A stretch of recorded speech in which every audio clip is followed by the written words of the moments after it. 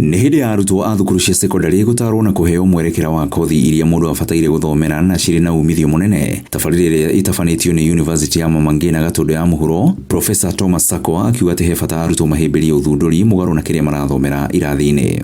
Tunataka kuonyesha kwamba wanafunzi sio tu kupata masomo kwa darasa, lakini watumie yale masomo ambayo wamepata kusolve problems kwa society.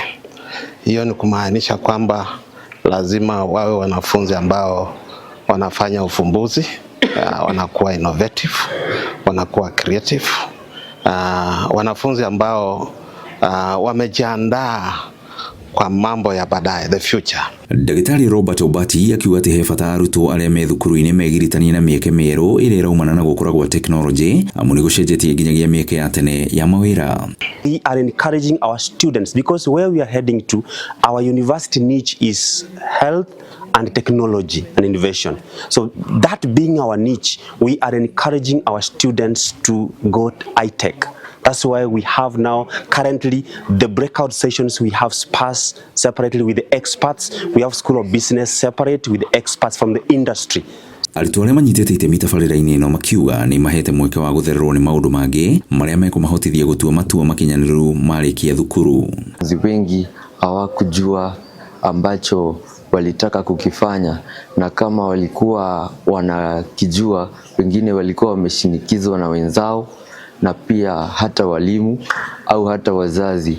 Long time ago I wanted to do law, but with how people are actually talking about how AI, artificial intelligence, can actually replace lawyers, I've diverted to entrepreneurship.